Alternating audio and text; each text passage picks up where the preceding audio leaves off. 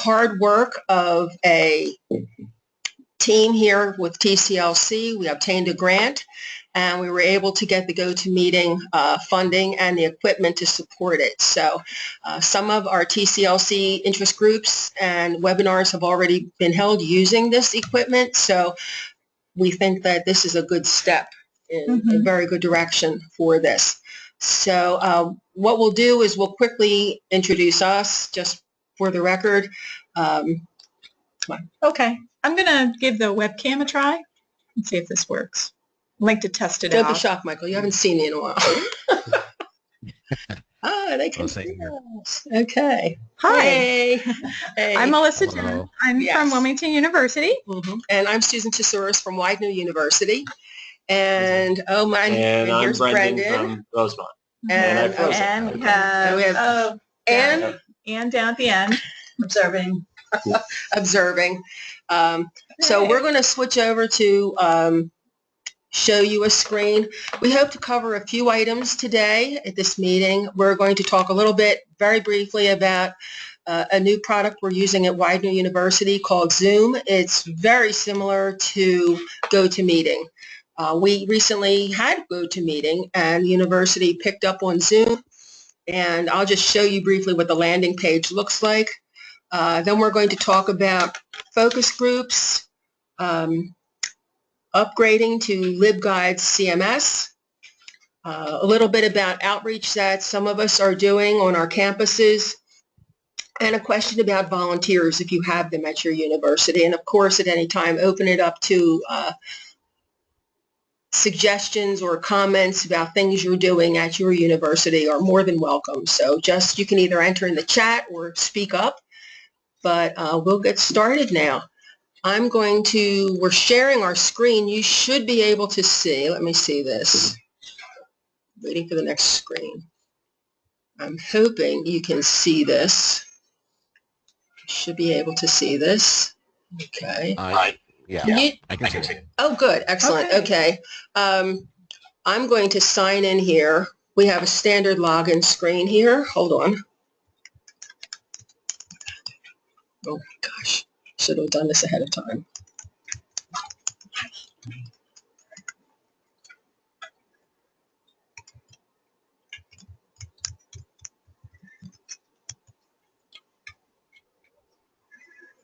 Okay, basically I've logged in, and if you're at all familiar with GoToMeeting, I think this looks a lot like it. It's basically the same in concept. The meeting settings, you can set up a meeting, you can send out a URL.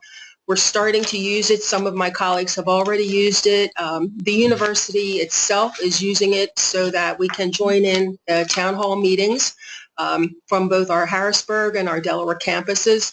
So it's really kind of a nice resource that seems to be working very nicely in general with all of our different firewalls and things. So people who cannot usually attend a town hall or a workshop or faculty council meeting can do so with Zoom. Right now we are interviewing candidates for provost position, and a lot of people have been able to attend the different big meetings to meet and greet with the candidates using Zoom. So I just wanted to mention that we're using this right now. It seems to be a wonderful resource. It's not hard to use.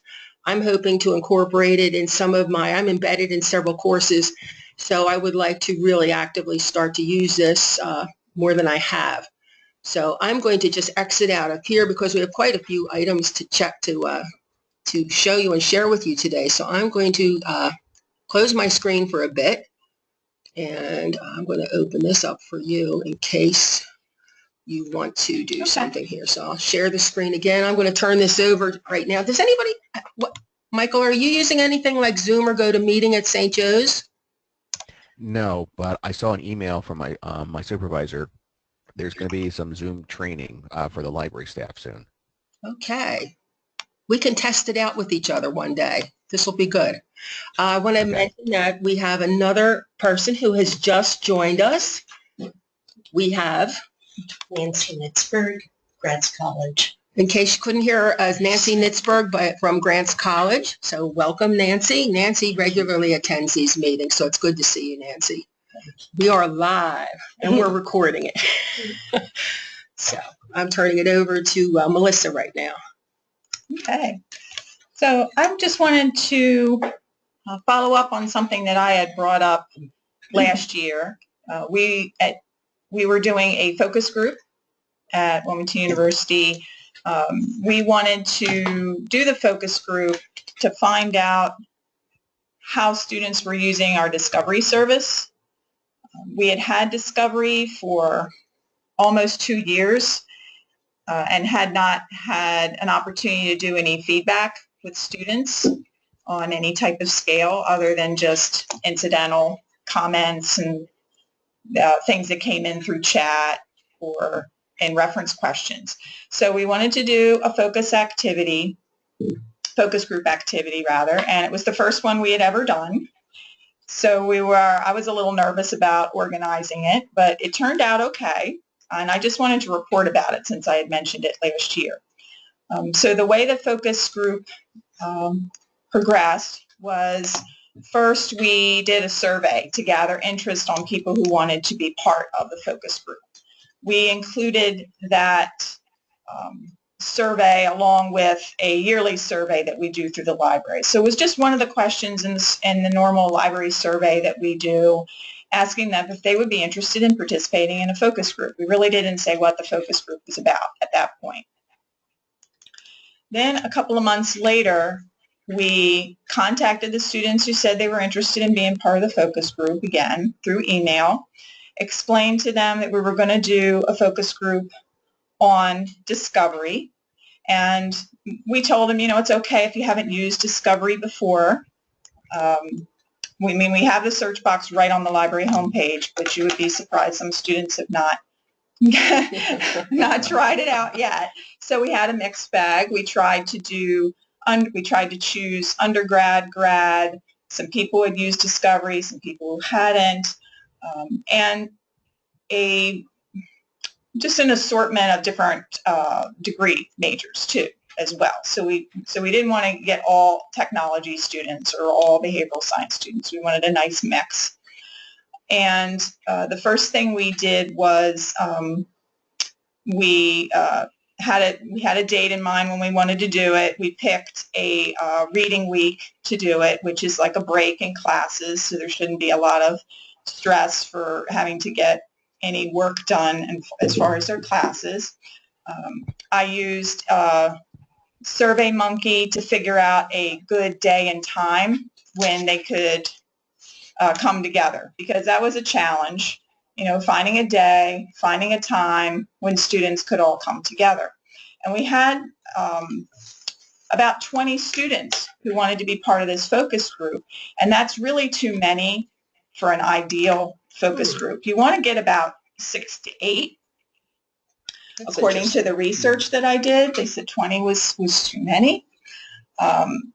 So we decided to do 3 different focus groups. We had one at our Dover campus, one at our Newcastle campus, and one at our graduate center. And we did have a hook to get them to participate, of course. We offered them a meal. It was just something light. And then we also gave them a $10 Wawa card. That's good. Which is useful to just about anybody. So they liked that. You have Wawas in Delaware. We have a lot of Wawas in Delaware.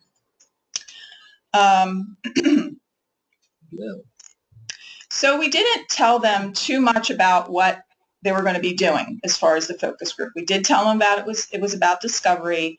We did tell them that they didn't need to know anything prior. At the day of the focus group, we had a pre-activity questionnaire, and we did all this in a LibGuide to house everything that was going on. We used LibGuides and we used LibWizard for the questionnaire. So they would just go through. I think I have this shut off now, unfortunately, because I don't want people to do it when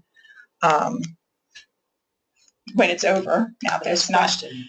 Yes. LibWizard, is that part of it, or is that an additional by purchase file add-on. LibWizard is an additional add-on to LibGuides. That's what I thought, but I just wanted Yeah, to- it is. Okay. But it's a nice product. I can tell you, we've had it for about a year. You have forms, surveys, and tutorials, either embedded or on the side.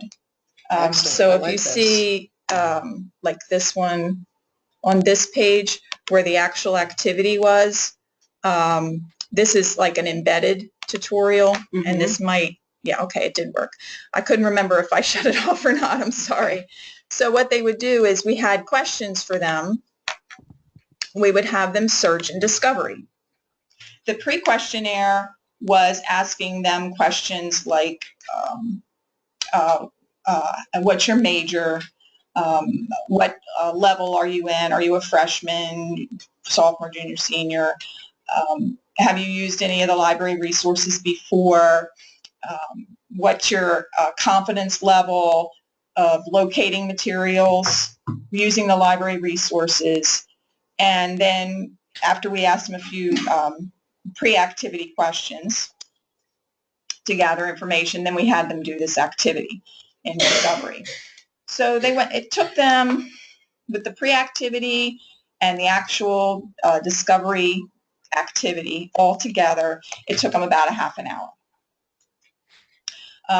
We had one technology hiccup going on at the Grad Center that we had to overcome with this, and that was the way students logged in to the laptops. We did provide them with technology. They didn't have to use their own technology. We did provide it. When we logged them in as guests on our equipment, it caused a problem with the activity. So that was one kind of technology hiccup we had to get over, but we recovered, got through, everything was okay. After the activity, we had the focus group session. It was like questions and answers. We talked to them about, we had questions, for example, like which question, did you have any questions that were troublesome? Like, did you have issues with finding things? Some things that we discovered that they were finding is it was difficult for them to locate the citation in Discovery. Some of the other things. Sorry, it's been a while. We did this in fall, I think. The majority of the students said that it wasn't that difficult. I'm going to go back here to my guide here for a second because I think I did a follow-up. So focus group discussion, we can show that. That's nice. You have it broken down for each campus that you use, each group. Yeah, in guides you can have boxes with different tabs. So this is the session that we had in Dover. We only had 3 people show up out of the 6. Graduate Center, we had 5. And what we did was we just asked the questions, took notes, and I have it all here in the guide. And this guide is public, so if anybody wants to go back and look at it, it's the Wilmington University Library Guides, and it's just called Focus Group. I can put the URL in the chat box, just in case anybody wants it. Do that. This is seeing if I know how to work all these things. Have you used, I could easily see, this is Susan again, I could easily see how these pre-questions could be used as a lead up to information literacy classes too. Just the basic questions. What have you used? Have you used it before? This is really good. Here's the, so these are some examples of, prior to today, if they used the Discovery search, most of them said yes. When you use the Discovery search box to find what you were looking for, pretty much everybody said yes to that. That's good. And how likely are you to recommend using Discovery to another student? Which version of LibGuides do you have right now? We upgraded to the CMS last year. Yes, Over LibGuides the 2. summer. So, LibGuides, we did LibGuides 2.5 years ago. Mm-hmm. We did the LibGuides CMS last summer. Okay. And when we did the CMS, we added the LibWizard. Excellent. Okay. We're talking about doing that. Yeah. Actually, we are doing that. Well, I think they're forcing you to do Yes. LibGuides version 2 now. Yeah, right? they are. Yeah. Mm-hmm. Well, I can talk to you about pointers for that if you want to. But That's another recording. yeah. So all in all, this is the report that I wrote up, just outlining what we did with the focus groups. This is kind of long-winded, but it was, a report I typed up about everything that went on. But these were the observations. So we noticed that 3 out of the 14 students stated they had never used Discovery at all. Those who used it stated they found what they were looking for. And you can read these bullets yourself. I don't want to just read through them. But overall, very successful. One thing that we used out of all of this is we are planning on making changes to Discovery, and one of those has to do with the citation tool. Right now with our Discovery system, the citation tool is in the record. It's a small link within the record, and I can show you what that looks like.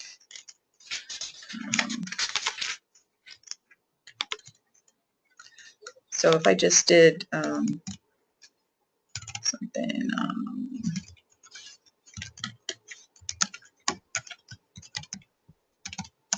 I did a search in our Discovery. Oh, it helps if you spell things right. It's probably, change that.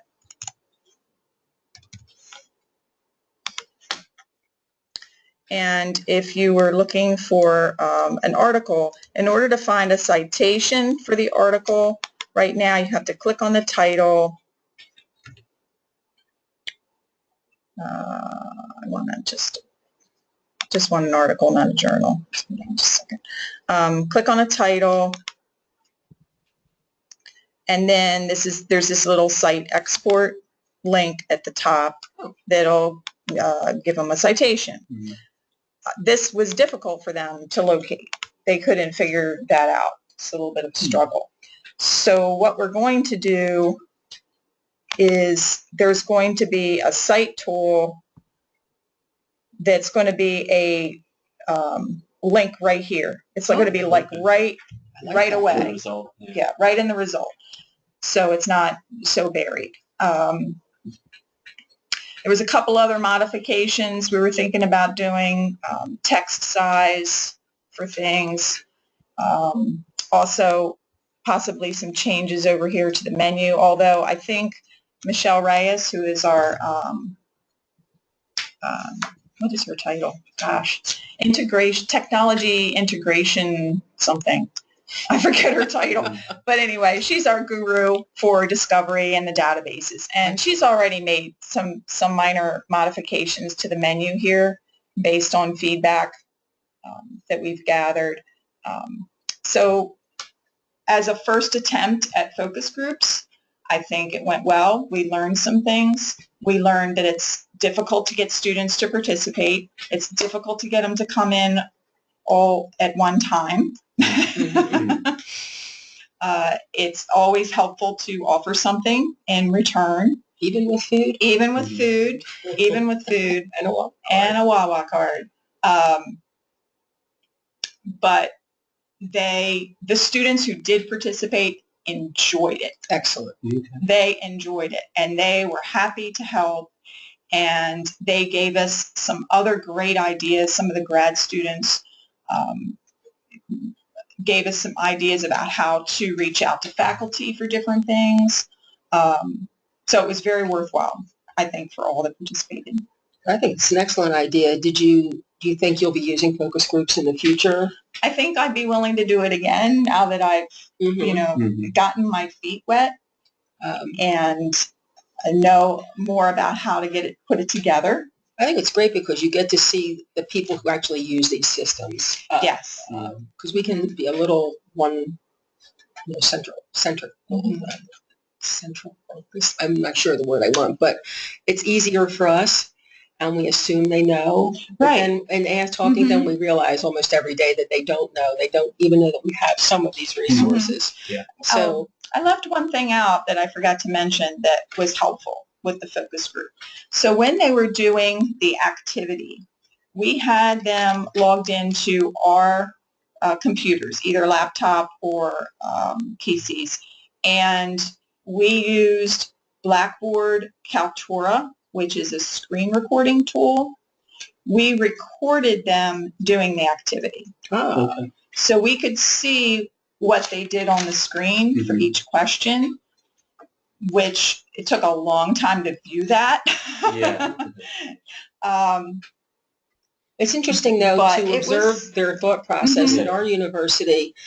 There's been a lot of push to use our LMS, Campus Cruiser, as the start point for everything that the students do. And I noticed in a lot of the instructional sessions that we have, when I teach the students about a certain database or something, how do they get to the database? And they tend to log into Campus Cruiser and then go out to the library. And that was an extra step that need not happen. So it's very interesting to see how they get from point A to point D. And I think that's really great. Do any of the other people here, Brendan when you or did Nancy, the use video a focus capture, group? did you also look at, did you record the screen and their, what they were looking at as well? We don't have the technology for that. The eye tracking, that would have been awesome. Another thing I would add in the future is I would try to do it with audio as well, like have them talk it through. The only thing with that is you'd have to have them in a room by themselves. We couldn't have done it as a group, so that might have been like a challenge to do it that way. But I think it would have been valuable to know the audio. I went to a workshop at the ACRL conference, and they did something with LibGuides, and they had the eye tracking because they were doing a redesign of their guides, and they wanted to see how students used them. So they did eye tracking, they did the audio, and they recorded the screen, all three, and it was very telling. What's the student's reaction to when you tell them they're going to do eye tracking? I'm not so sure about that. Are they okay? They said they were okay with it. They were well prepared. They had a very small group of participants. They brought them in one at a time. They did a pre-meeting, a post-meeting. Theirs was a big study. Yeah, and then I guess another thing that I do, what was for the number of students that actually came in, and what percentage of that was of those students for the larger group? Was it maybe 5% of the students that you contacted ended up, what's the breakdown? I'm not sure how the best way to describe out of about 200 students that participated in the library survey, about 50 of those said they were interested in the focus group. Okay. A couple months went by before I reached back out to them. Only about 30 of those were still in classes. A lot of them had graduated. So then out of that 30, I got about 20 to actually come in. So about 10%. About 10%. Okay. It's not bad, though. And they were very good respondents and survey takers. They were interested. They wanted to help. That's very good. Nancy, have you ever done anything like focus groups? No. You can actually see the benefit of this. You've done it. You've gotten the students' input, their reactions, their thought processes, and now you're making changes based on that, which is really good, so that you didn't go through all of this without a result that you could act upon. And overall cost, I think we spent about $300 altogether. So we tried to keep the cost down. Or was that all food? Most of that was just food in the Food and Wawa gift cards. carts. Yeah. Okay, Yeah, that's not food and bad Wawa though, when you carts. think of it, because the end result is that you will have a better product and hopefully more students that will use it. Mhm. And word of mouth, because that travels quickly. When the students find out about something that makes things easier for them, they jump on board, especially being able to better find the citation resource. I think that's really great. That's really great. Michael, do you ever use focus groups over at St. Joe's? Michael? I know that they use surveys. I'm not really certain. I can't speak to that for sure. I know when Evelyn Minnick was here, Mhm. I was a grad student at the time taking courses, and I know she interviewed me on video one-on-one in her office regarding with the databases and things that I use. But as far as them using focus groups for things, I'm not really certain about that. Okay. Very good. Oh, by the way, congratulations on 5 years with the Post Center. St. Joe's Oh, thank you. built this amazing building off of their library, and it's quite something. It's stunning. Okay, I guess we'll move on to the next item, Okay. which is, Is that me too? that's you too. Okay. Melissa again here with LibGuides CMS, Okay. as much as you dare to say. So as I mentioned before, we had LibGuides. We'd had them for, I'd say, about almost 3 years. I wasn't part of the original group that established the LibGuides, but about 2.5 years ago, I want to say winter break of would it be 2014? No, it would be 2015. Winter break of 2015, we moved from LibGuides to version 2, LibGuides V2. And then last summer, we upgraded to CMS. And to be honest, I haven't done too much with the CMS functionality yet. I have used the LibGuides quite a bit, used them for the focus groups, have used them in different guides. I'm using them to build a internal guide for staff training.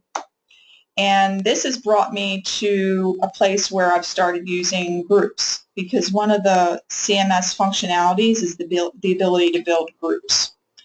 So you can have,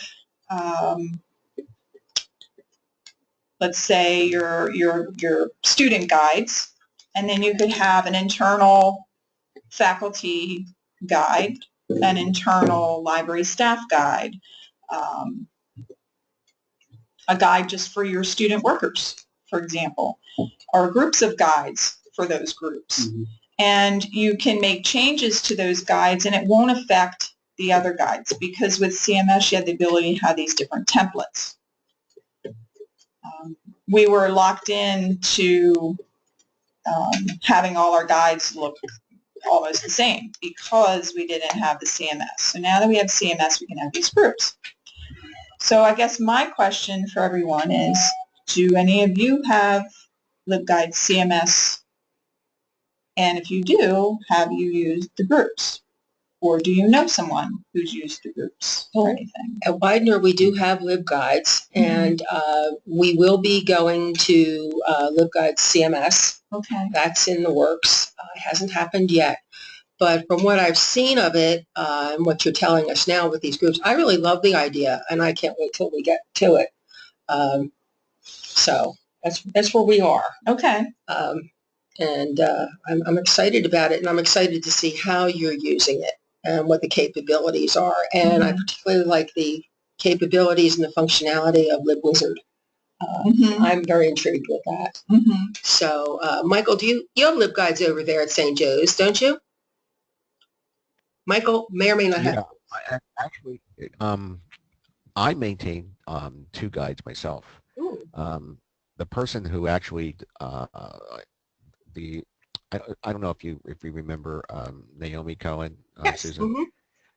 Yeah, she's the person that she's my go-to person whenever I have questions about it because I don't really deal that directly with it. I mean, I'm not that deeply involved with it, but the two guide, I do maintain two guides. I maintain a public guide of technology resources that the students and faculty and staff can access.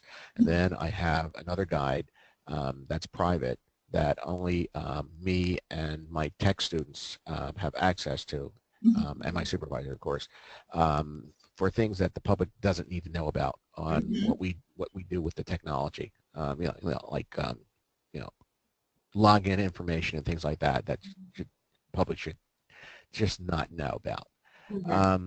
But that's basically what I do with it. Use the guides for to maintain the public side for what we have available, and to maintain a guide that me and my students use.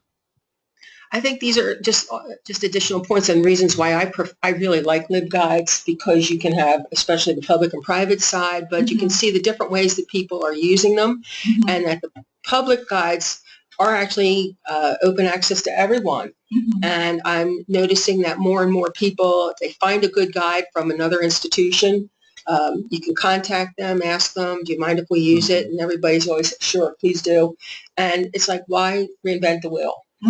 But I think it's interesting. They're being used as general tools for information, course-specific guides, focus group guides. The different departments at the library can use them. There's Michael using it for technology information. I think it's really great. Nancy and Brendan, you don't have LibGuides at all? No. Someday. They're really kind of neat, and it's exciting when you tell a librarian that they can build this, and you can cater it to a specific course or to just specific resources. We have them for reference resources. We have them for specific classes. Each of the librarians we've created our own guides. So I think they're really great. Brendan? Yeah, we have them. And so the same thing, classes, we're making one for faculty for just faculty development stuff. So it's, it's however, however you want to use them. It's kind of interesting. What are some of the biggest differences that you've seen between the CMS and version 2? Like, what are the biggest upgrades that you've noticed, or you've found that other people have used or they've noticed? I think the ability to have different templates, so you can make it look very different from a traditional LibGuide. It's a little bit easier to do it that way, and then it won't affect other people's guides.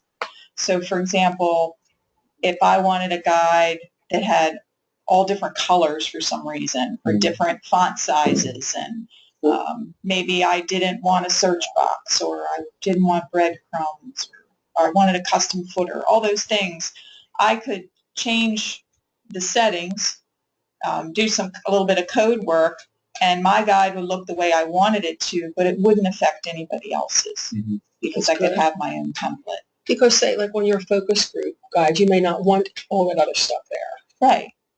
I didn't want all the other things, and you can get rid of those things. You can start with a blank guide, or you can have people have templates. We've found that having a template for people to start with helps a lot for new people, for them to have something in there rather than just a blank guide to start with. And Nancy, I'll jump in here. Even though you don't have LibGuides at your institution, you can access the LibGuides that are out there. Oh, yeah. So take full advantage of what people are putting together, because they're great resource tools. You can even get good ideas about how you can use them. I do that all the time. I'm guilty of that. I'll put it in Google. I'll do a Google search and I'll put LibGuides, what I'm looking for, and I'll find LibGuides. Yes, and I'm trolling LibGuides. I admit to it, yeah.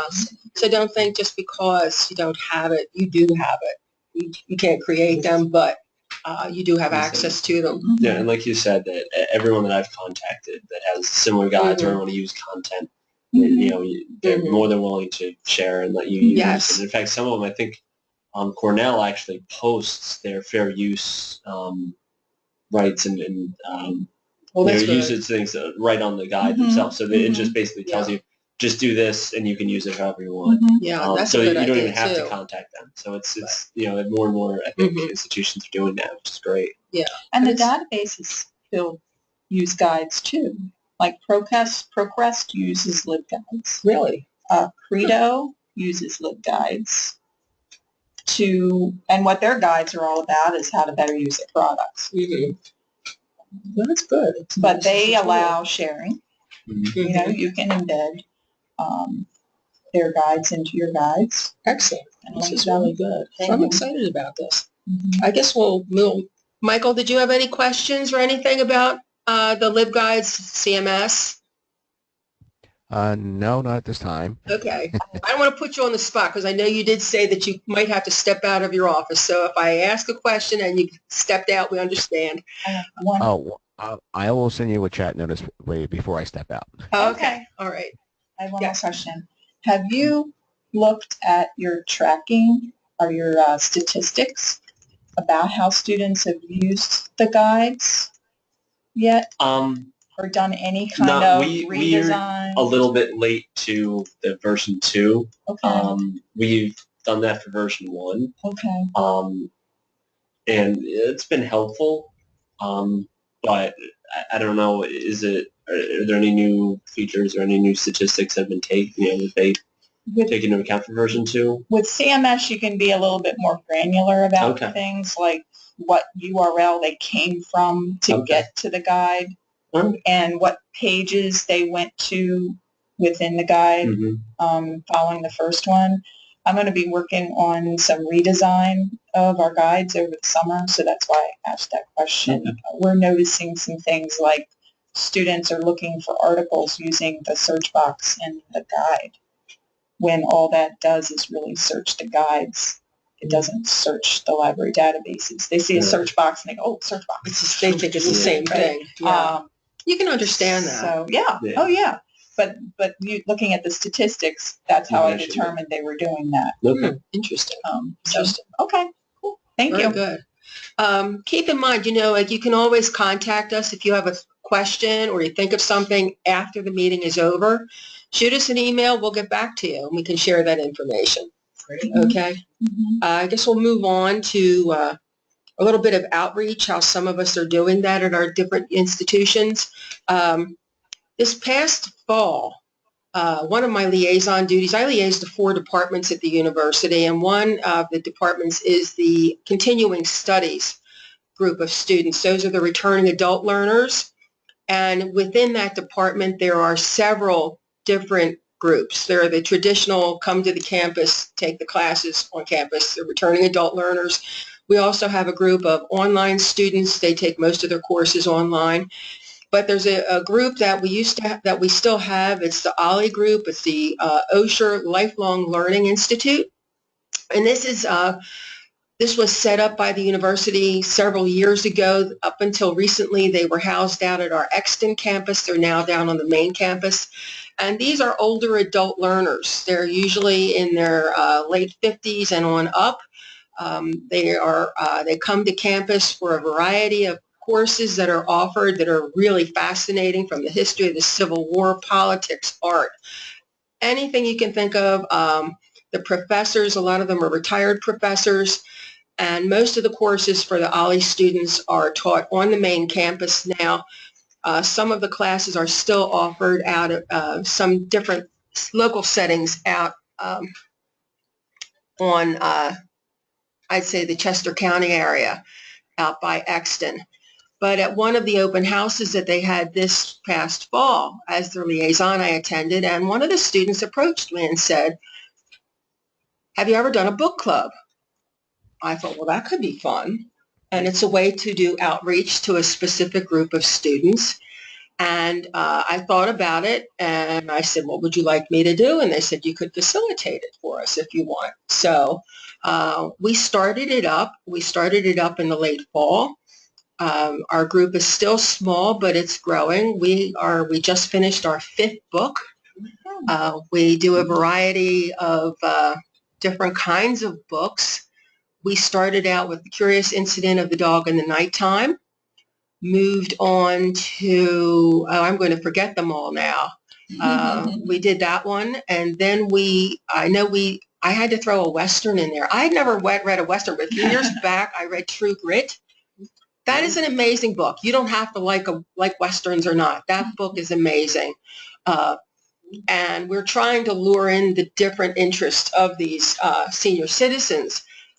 We have done Hidden Figures, and we always stress that you don't have to have finished the book. You don't even have to have read the book if you're there. So we kind of catch them between their classes. We meet for an hour, 15 minutes, once a month on a Friday in between their classes. And one day for Hidden Figures, a gentleman joined us. He hadn't read the book, but he did work in the engineering field, and he knew people who worked at NASA. So they're bringing their life experiences into this. We've done the 24-hour bookstore, that Mr. Penumbra's 24-hour bookstore. And we've done, I mentioned Hidden Figures and Charles Portis's. Did you pick the books? Variety of things. I always go with the title, just in case. But we always throw it out to the students, like, what would you like to suggest? So some of them, we just recently did a legal thriller called The Professor. Highly recommend that one, too. That is by Robert Bailey. That's a great book. And so you never know. At the end of our meetings, we always discuss the next book. We're trying to switch it up.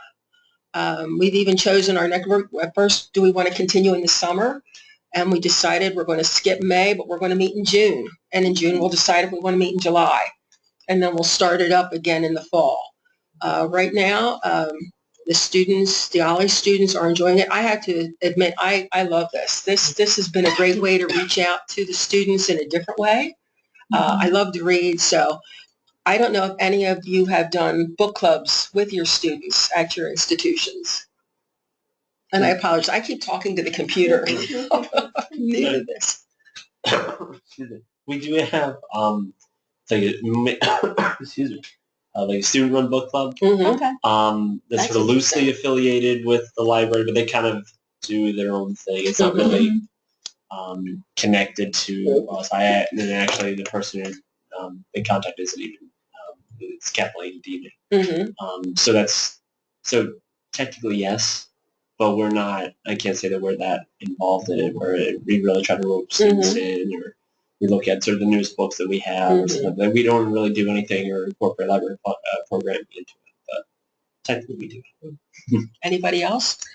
I've suggested that we have a college, community-wide college book club, but have it be a short story club for those who feel they don't have time. That's a good for idea. A book club. And to find recommendations online, which I have done for, highly rated short stories, contemporary. I like that idea, short And, stories. also, as you suggested, that represent a variety of themes, subjects. So it's a few months from being implemented, perhaps the plan will be. Well, keep it up, because I have to say it's very rewarding. And right now, our OLLI students want to keep it amongst themselves, which is good. There's been talk of possibly expanding it to the university, but the timing has to be right. How we'll do that, I'm not sure. I've talked it over with our OLLI students. It is their book club. I don't want them to say this librarian from over there has taken it over. I feel as though it's their book club. As their liaison, I'm there to help them any way I can. And I'm honored that they wanted me to be a part of this. So, but it's fun, and it's sort of, I don't have to be talked into reading a book. I read way too many. And we discovered last week, it was funny. Most of us had already moved on and read at least 2 other books since we read The Professor. And we're trying to remember, wait a minute, who did what? But it was fun to have these discussions. And each book leads to a lot of different side discussions. So it's fun. And we're technically called the OLLI Brown Bag Book Club. So we can bring our own food if we want, or whatever. And it's the first year.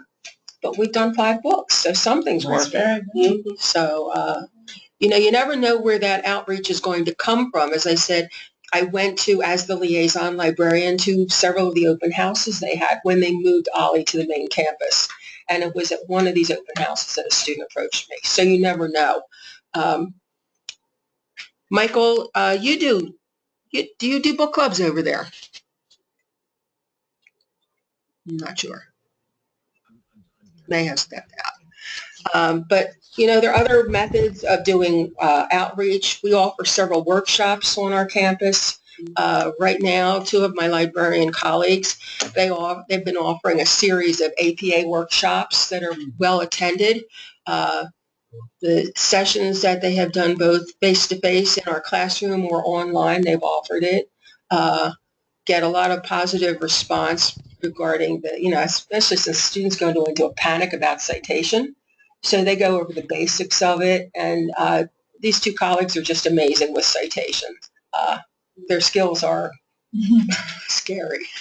You mean they need to get a life? No, they're good. They just, you know, you can ask them anything about citation, and boom, they're on it. They know it, and it's like, I admit to being somewhat traumatized by citation in grad school when they kept making a switch from one to the other. Oh. And by the end of it, I can find the resource, but it's, you know, these 2 colleagues of mine are just incredible with their citation, their mad citation skills. So kudos to them.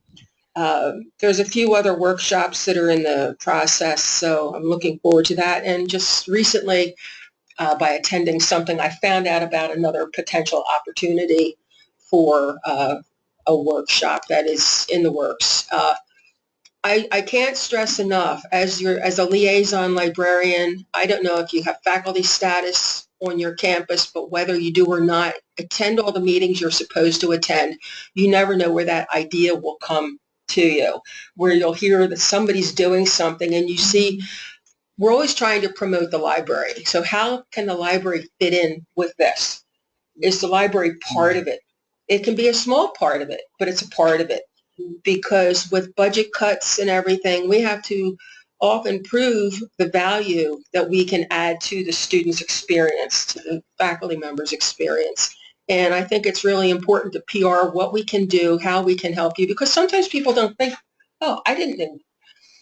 We know we have all these cool resources, but often I think we all hear, I didn't know you had that. And whether it comes from a student or a faculty member, they now know we have this, and how can we incorporate what the library offers. Sometimes I'll just approach somebody and say, you know, I don't know how we can make this work, but I'd like to work with you. And it's amazing that these collaborations come out of just this, having attended a certain meeting, or you just never know. So I know that my colleagues with their APA during Bridge Week, this is a week in May, it's called Bridge Week. It's a series of workshops offered to the faculty, and they are presenting their APA presentation to them too, which I think is really, really good. It gets the presence of the library out there and a connection that is never a bad thing. So is anybody who is here, or Michael, are you doing any kind of neat workshops? I know, Michael, over at St. Joe's, you offer these, they're almost like, it's like a coffee hour, and you bring in certain different people from the university and you talk about what's happening. I've seen that on your Facebook page. Yes, I have not attended one myself, but yes, they do. I think it's like once a month or so. The last one was held last week. And I've noticed that. And mentioning Facebook, I don't know if any of you, it's another form of outreach. I didn't put it on the agenda, but I'm thinking about it. Social media. How do you use social media at your institutions? I know, Michael, I've spotted I follow the St. Joe's Facebook page.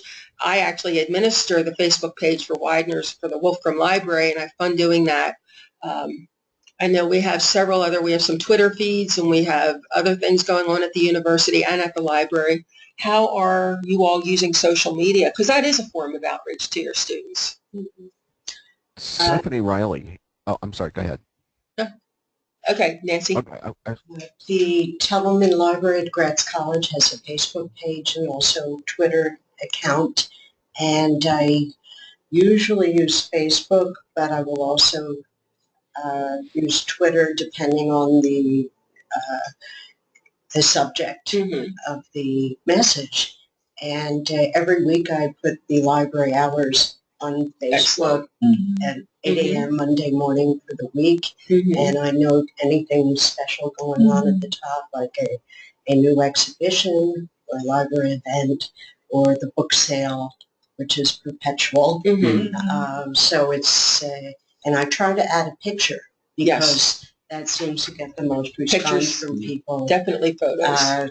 Who will see it in their feed, and if there's a photo included, even if it's of a book cart with book sale books or something from an exhibition, that will bring in more results. And with Twitter, I will sometimes devote 10 concentrated minutes to seeing what my contacts are doing and being active in liking what is appropriate for the library and sharing, retweeting, and also promoting our own events at the college, which has its own Twitter account, and also other colleges that share similar courses and themes in their events to create. You can really get some good ideas by seeing what others are doing. Yes. Yeah. Michael, you were going to add something? Well, I was going to say Stephanie Riley, who just recently left, she was our outreach librarian, and she did a lot on social media, mostly YouTube, Facebook. I don't know if she did Twitter. It's really interesting because I think sometimes people put too much emphasis on, well, how many people are you reaching? If you reach a few, that's a good thing. If you can maintain an interest. I try to post something every day because I've noticed an increase, some growth when I really make an effort to do that. And it's not an effort. I spend a few minutes a day, if that, on it. I can be late at night, I'll think of something and I email something to myself to post this to Facebook. Or if I think of something or see something, I'll put it on my calendar so that I know to post it at a certain time. I've already saved up some images for Mother's Day because I want to and I always try to tie it in with our collection because we have a very diverse collection. We have a School of Hospitality Management and we have an incredible cookbook collection. It's people don't know about this. And then some other books. We have the usual suspects. We have, of course, engineering books and a lot of literature and business and psychology and the health sciences. But people don't realize that we have this huge collection of cookbooks. So you can always tie whatever you're posting into something that's going on. If it's a happy, I think it was National Coffee Day, well, I pulled up and I posted the images of 4 books that we have on different things about coffee, or National Tea Day, the trade of tea, something about gardens. We have, right now I tie it in with some of our exhibits that we do in the library. So you can always tie it in that way and get the word out, and people say, I didn't know you had that. Try to put a little humor in there where I can. You do have to be very careful what you post on your Facebook page and on Twitter or Instagram or whatever. So there's always that, but I think it's a good marketing tool and a good way to do outreach to the community. I actually occasionally get a comment from one of our alums when I post. I do Throwback Thursdays, and I try to pull out an image from our digital archives. So recently I posted a photo. You can check out our Facebook page for Wolfram Memorial Library from this past Thursday. We used to have a polo team through our military students. So there's a picture of them going at it out on the field with the polo. I wish we still had the horses. They'd have a volunteer and me. I'd be out there grooming the horses. But it's a way to promote that too, because the alum really like that we have these digital archives, which includes all of the yearbooks. So we've had, in the fall, I was posting a lot of photos about presidents who have been to the university, or almost presidents. Obama had been to our campus shortly before he was elected. Some of us remember standing out in the monsoon that day out on the field. But we've had at least, I think, 6 or 7 presidents who have been to Widener or have had some connection to Widener, and posting those photos from our archives onto Facebook. They could make it out to Twitter. I mean, there's a lot. We have a human sexuality program. They have a Twitter feed. So it's there, the opportunities. And Susan, have you used Hootsuite? Not yet. Okay. I found that that's really helpful, especially, if you have a lot of different feeds going on, Facebook, Twitter.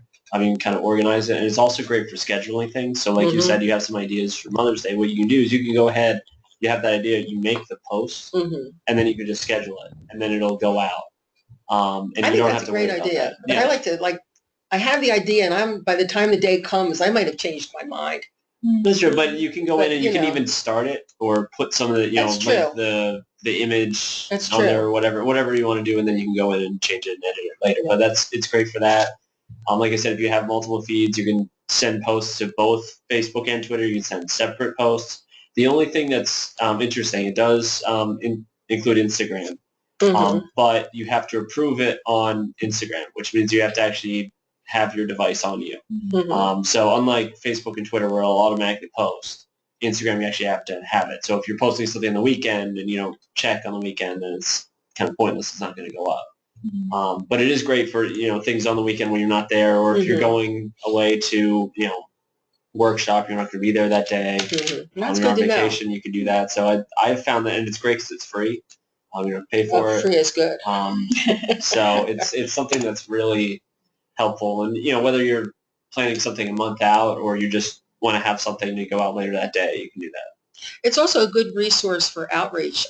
Because I studied abroad as an undergrad, I studied in Paris, I became friendly with some of the French professors on our campus. And next thing you know, I am in a closed group of French at Widener.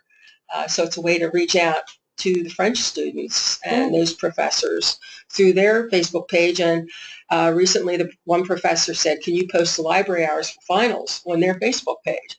So you just don't know where the opportunities arise. You have to be ready to jump at it. They recently met online with a poet who resides up in Montreal. So I was invited to sit in on that when they did that. So it's another way of, through the French at Widener Facebook group, can engage other students. So that's really kind of nice. Are you doing any kind of? I'm still getting used to being online here with this. I keep looking at it like it's waiting for me to do something, and I'm trying to be very careful what I say. And forget there are people here. Not just what are for our social media. Well, thank you. We will. What we have to do is we have to send things to web communications. The Wilmington University controls.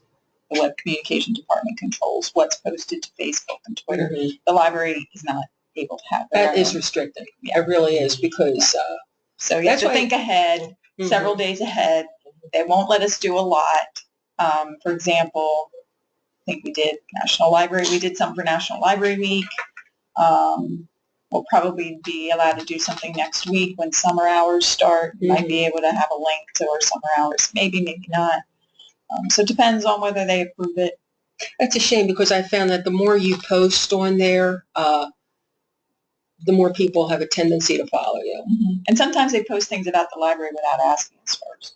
And hopefully it's right. Yeah. Sometimes it's okay, and other times it's like, well, I would have worded that differently. Yes. Kind of thing. But that's kind of interesting. So, well, that's a shame. Yeah. Well, maybe it will get better. It will get better. Anne, one of our. Do you have anything you want to throw in here, or no? You're just attending, keeping us company. And it's good for me to observe. I was interested in what you were talking about Hootsuite, though. I thought there was a subscription, modest, but I didn't know it was free. Nope, it's free. Otherwise, I don't know how we're using it if I have to pay for it. Well, that was going to be a question I was going to ask later. Is there some kind of ads maybe that are attached to it? Or? I can't say that I've known. I mean, I know you can get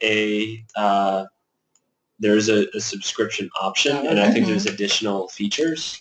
Okay. But I don't really notice any ads. I'll see if I can bring up. Maybe it's a basic free version. And if you want to do more, spell it? That's what I have my 8 years of French It's last just, minute. It's HOOTSUITE. Yeah. We'll pull it up here. TCLC was thinking about using it, but then we saw that there was a charge, and then it started to get complicated. But There's a free 30-day trial. Right, I'm trying to bring up. Plan.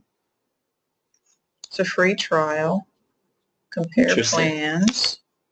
Maybe you just got in on the ground floor. It could be. It could be before all the fees. Yeah, that kicked might have in. been it. Interesting. Well, we won't tell. Okay. still, it's not a lot, as I recall. No. But it's enough that you It's have enough. to keep it in mind. That's really interesting. Yeah, because I mean, I guess it's been. Maybe it's an educational perk. I don't know. Sometimes they offer freer rates or lower rates or something. I started my own Hootsuite account at a previous institution. That was several years ago, and this was already set up before I arrived. And so I guess like you said, it's worth looking into. That Hootsuite keeps popping up. So definitely take a look at it if you're using a variety of different. I really think a lot of social media is how you plan your time around it. I don't think it requires a whole lot of time. I think it requires a dedication to do something regularly. And it takes me but a few minutes to do whatever I post. And it's like a few minutes out of the course of the day is well worth it. And it's not using up all of my time. I wouldn't want it to use up all of my time. But I'm finding that the more if I post at least once a day, which is what I try to do, we've had some growth in the followers who at least check in. So I think social media is a great way to reach out to people and engage them. So Stephanie Riley, who recently left St. Joe's, did that function for them, and she had her student workers do it. She set up the schedule and just had them go with it, and I thought that was very clever. So that freed up her time, although she did monitor it. Yes. You always have to. Yes. I just get nervous with social media that you can. It was funny. That was one of the issues of the book we just did for the book club is there was a social media piece to it that if you weren't already aware of how social media can affect you professionally, it was a stark reminder and how it can be misconstrued. So you really do have to be careful what you post and how you post it. And as I said, I always try to tie it into some part of our collection. I think as long as you're careful with it, you're fine. But yeah, very good. Hootsuite, that's HOOTSUITE. 8 years of French, and I was trying to make it a French teacher. I was like, why can't I find this? Because I wasn't spelling it the right way. Just one more thing to throw out there and then open the floor to questions, ideas, things that you're doing. Do any of you have volunteers at your library? Yes. Nancy's shaking her head yes and saying yes. Please tell. Well, I waited until, say, I was familiar with the library myself to start encouraging and scheduling potential volunteers, and then I emphasized, different aspects of working in a library to see who would react positively toward being detail-oriented. And not every volunteer job involves learning the Library of Congress phone number system or working with computers, so that those who were still interested, I've tried to find different tasks for them to do that would suit their interests, or at least not provide them with things they absolutely did not want to do. So one senior citizen emphasized that he was happy to move cartons, and I forget what word he used, but that he was glad to do book moves, and he's quite able to shift collections, but he did not want to deal with call numbers. He also has his own antique market stall, so he's familiar with searching for prices online. So for book donations that we already have and don't need, he'll search prices for them on different used book websites. And then I have two volunteers who are both academics, and they're retired, and they are used to doing online research, and they will check also books that have been donated and check the catalog to see if we have them and do their preliminary work.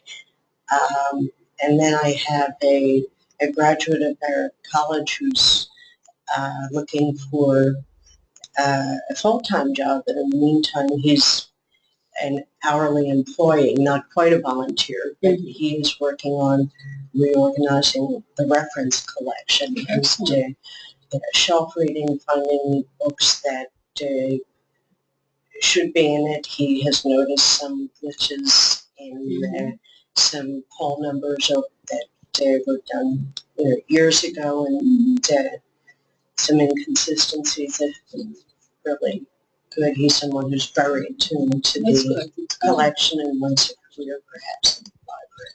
Were these volunteers that you reached out to them, or did they contact you and say, we would love to volunteer at the library? Let's see.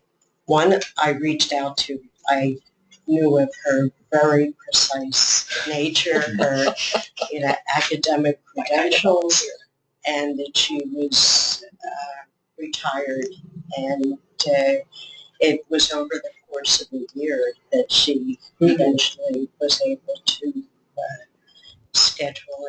to visit and schedule a time. And she brought in a friend of hers who is very similar, and they work as a team. They travel from the Newtown area one day a week, work half a day, and what they do is that's wonderful, fabulous. So that's one example. The senior citizen is also technically they all the volunteers are, but this one, I think he's about 90.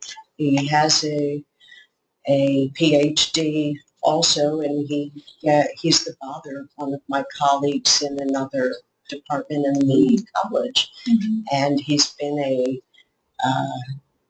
adult ed enthusiast and wanted to do a lot more. Excellent. He recently lost his wife and wants to use his time constructively and use his mind. And that's wonderful. So I feel very fortunate. I'll be emailing you. I'll email you about something. So, Excellent questions. But that's excellent. Yeah. So I think it's nice that you have the interest and that you're adapting it to what they want to do, or, trying to find a way for it to work. I think that's wonderful. One other is a local woman who lives one block away, whose husband wasn't a physician, and then before he passed away, he took some adult ed courses at the college, and she remembered how much he enjoyed that. And she doesn't want to deal with computers. She comes in every Wednesday and shelves books, and it is just such a pleasure that she learned the system. She didn't know it before, and it takes that responsibility off me as a solo librarian. So that's great. That's had to give her recognition. Do any of you have any volunteers? we used to, our archives used to be a completely, the archives at the college used to be a completely volunteer based kind of function. Since then, we've hired an archives assistant and a part-time archivist. But Is the that archive was located in the library? yes, it's actually located upstairs on the third floor. So now we've kind of gone professional. We don't really have volunteers sort of in other areas because our student workers usually fill most of those roles, most of those functions. So we probably would still, and the women who worked in the archives, they still come back and are still involved in the library, but it's kind of here or there, random projects. So we're still open to them, but we're not actively seeking them because, like I said, most of them are student workers do. Right. The majority of. We've had a few people interested. That's why we're looking at it. So, just trying to find out what it involves, and I'm finding out a lot. So we'll see where it leads. But I think sometimes bodies outside of the library want to use someone or interest someone who might be a potential donor, or they want to please them. So I've been in situations where the library has been asked to find a place for this volunteer, this influential person. And that is not a savings of effort and time. So, but yet it might politically be something you have to do. Yeah, I have always been involved in the volunteer level from when my kids were little. And the one thing that I learned is that not everyone should be a volunteer. I want to say that carefully, but you really depend on the volunteers and if they don't show up. But I think you have to know what your volunteer base is about, what they're willing to do. And I think when you set that up with them, what can we expect? We would like you, could you come in once a week, or maybe start out when can you come in? How will that work for us?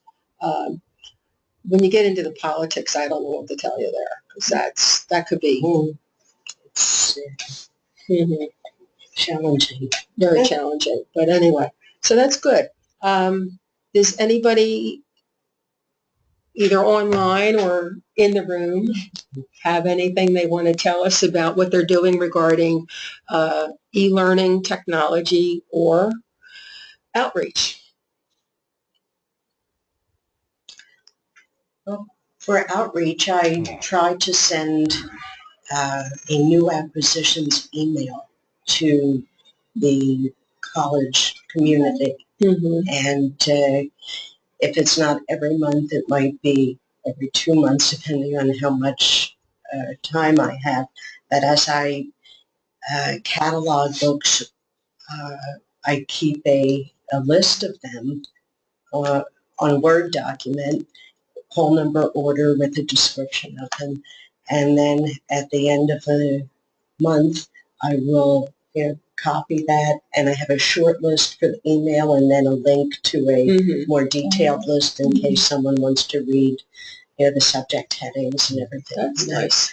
And then I will use that new acquisitions subject line also to say, library news, ebooks at JSTOR are now available, and try to sneak in some concise headline news before the list, and I'll point out if there are any particular quantity of books in a certain subject area of one of our programs. Please note we have a number of new titles in this area. That's excellent. So that's a way that the admissions office now wants to, as you may need to send, or someone said they need to send anything for social media to another department. The admissions office at Gratz College wants to be the one that sends out information to students, but I have found this way of in addition to a formal welcome letter to keep people up to date and reminded that they have a library at their own college, which is important since we have primarily distance learners and graduate programs, that they may have other affiliations, and that if they don't use our library, I don't have the usage statistics to prove that the print collection is being used. And occasionally I'll put in a message that says, be the researcher that doesn't forget about print resources or that uses print resources, and just have a line that says, not every book is an ebook or will be. And I have a discovery platform at the top of my request for new library resources. So we don't yet have that. But so I have to say, please check our online catalog, and I will scan chapters of books on request or tables of contents if you can't find them online. And just let me know, and I will do that. That's good. Last night at exactly midnight, I received an email from a student who requested about a dozen books in print. I think he lives in Wyoming, so that's great for our circulation. Will you send them out to them? Do you send them out to them? And I send them, so far I have sent books to anyone in the 48 states, and I've scanned chapters for those beyond that. And we do have international students, and the one who made most use of our collection was an Australian student in our Holocaust and Genocide program who focused on the Armenian genocide. And she was very attuned to the current resources, and if we didn't have them, I obtained them and I provided them to her. And she was a very fine scholar, which I could tell not only from her library request, but I follow what she's writing now. So I find that the students and faculty appreciate it when somebody at the library reaches out to them. It's not what they expect. And when they get that email, once again, I didn't know we had that, so maybe they have this too. That's really great. But I'm interested that you actually mail books.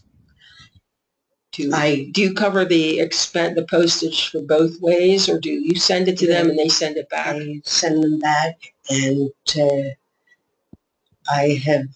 there have been, I can think of 2 books that did not find their way back, and they were paid for by the student. And I was trying to imagine the postage to Australia. Oh, I don't mail books outside of. Oh, okay. You said the 48 states, yeah. Still. So it's, there is that challenge, and things may have been, I'm sorry. You mail books too. No, you didn't. But it would have been different, say, perhaps even 5 years ago, and definitely 10 if we had an on-campus presence that was using these print books. And I would perhaps get an interlibrary loan copy and scan chapters if a student, distance learner, needed the same book. But now it's different in that those are our students, and I need to send things, and at times I'll even send low-use reference items, and I'll change the, on the library circulation system, I'll change it from non-circulating, so I can also get the statistic of that another book circulated, but also I think I need to redesignate what is non-circulating these days, and be a little more lenient. Some reference items are online. For example, we subscribe to Encyclopedia Judaica, and it's searchable on our e-resources subscription page. I've never lent a volume to anyone, but we have a few copies from various donors, and also if for some reason it was, say, if someone had some type of impairment, whether visual or otherwise, I might consider it, since we do have That's good. backup volumes. So that is a way that,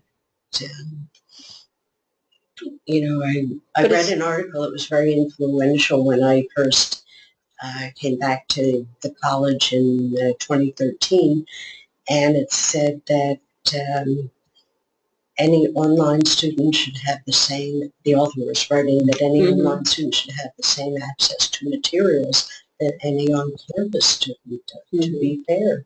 And that had a real impact on me. Not that we have the online students also, but it just changed my thinking as far as getting the information to There's a question with the researchers online. aggressively. It is a definite question with the online students, especially if they live far, far away and they can't just come in to pick up books or whatever. Melissa, you were saying you send books to students We too. do. We do mail books to students with postage paid and return postage. Oh, Both. Well, that's very generous. so I should look into the Wow. return postage, though. So far, that's not. We don't do that at this point. Yeah, do we don't that? have much of it on. Well, we do have the online presence. We have a very specific program, so they know where to look for online resources and electronic resources. So we don't ship to it. The only situation that we sort of run into this semester is that we've sort of outreach to a number of sisters in the Society of the Holy Child Jesus, which is the denomination that founded the college, over in Africa. We've actually reached out to, and so there are a couple sisters over there that are taking classes, online classes, and they're the ones that are asking for online the print resources, and so we're like, sorry, we can't really, that would be a little too much. We've done the same thing where we've scanned sections of books or chapters and then email those to them. But that's pretty much it. Most of the students that are off campus, they're looking for electronic resources. They want to use our databases. So they're usually pretty good with that, with understanding what we have and what they can use. We have a mixture of online programs. We have a master's in social work that's growing by leaps and bounds. And so we have them. We have our other distance ed students, undergraduates, and then we have several doctoral programs. And it gets interesting with them because oftentimes they don't come to the campus regularly. So they do a lot of their work remotely and then come for a ridiculous weekend of classes that go from like Friday through Sunday night. Seems like it's nonstop. So they would need books. We're still talking about how to do that. So it's interesting to hear that other places are actually managing that with budgets being what they are. We have a 2-week intensive. Some intensive is not part of the title of it. No, but they are. Intense. A summer institute, 9 to 5, 5 days a week. And then it's like old times in the library with lines at the circulation desk. And it's kind of nice to have that, experience, and also to have many of the students who attend that are our distance learners, so we get to talk. I can demonstrate different things about the website at that That's point, that they may borrow books and take them and then return them by mail. So that's good. And they pay for that, for the books to be shipped back, or they pay to return the books. And what I learned from reading the USPS.com, or is it .gov? probably go. It could be com. Website is that library rate can be used if one party is the library. And a lot of the post office employees don't all know that, because I was once told that our local post office that it wasn't being sent to a library, and I cited what I read. So I hope that doesn't get interfere with the mailing of some books, but it is a post office rule. So I tell them about media mail. You know, if you know they want to economize, I certainly understand unless there's a need to have them back sooner, and I'd let them know for months. Otherwise, you know, I encourage them to send a library rate, and it's going to a library, and to make that clear. And That's good to know. I didn't know that. so it saves maybe $1 or something from the media mail. Very good. Very good. Alrighty. Do we have any other ideas of what people are planning or hoping to do or are doing, or have a question about anything we talked about today? I'm really excited that we did this GoToMeeting. I'm still a little unnerved by it, but with the thank you, Anne. Anne is our TCLC coordinator, and she has been wonderful. She helped set this up for today, and it's something that I hope we can use at future meetings. We know it's doable, and we appreciate that Michael attended virtually. And do you have anything you want to comment on, add, or ask, or anything, Michael? No, I'm fine. Okay, appreciate that you're here. Please tell all my former colleagues over at St. Joe's that I said hi, asking for them. And I don't know, it's almost 11:30. I guess we'll be meeting again in the fall. Okay. I can coerce you. I might hang on another year if that's okay. That's okay. That's quite all right with me. I do enjoy these, I have to say that. But I want to thank everybody for attending today. Nancy Ginsburg from Graz. Nitzberg. That's right. Keep changing your last name from Graz. Brendan Johnson from Rosemont. The lovely Anne here from Rosemont too, and Melissa from Wilmington U, and me, Susan from Widener, and Michael Brooks online from St. Joe's. So I guess if we have nothing else, We can adjourn the meeting. we can adjourn the meeting. Thank you for coming. Thank you. Oh, I do have a question. Oh, you do have a question? Well, it's about the recording. Since this whole session was recorded, is it going to be archived? We hope so. We hope so. Okay, all right. I can email it to you by the end of the week directly if you'd like. Okay, that's fine. Okay. Okay. All right. I guess I'll be brave, say yes. You can let us know how it turned out. Yes, much appreciated. And thank you for doing this. I appreciate this. And we'll get the word out. We did this kind of sudden. I sprung this on poor Ann not even last week. I think it was the other day.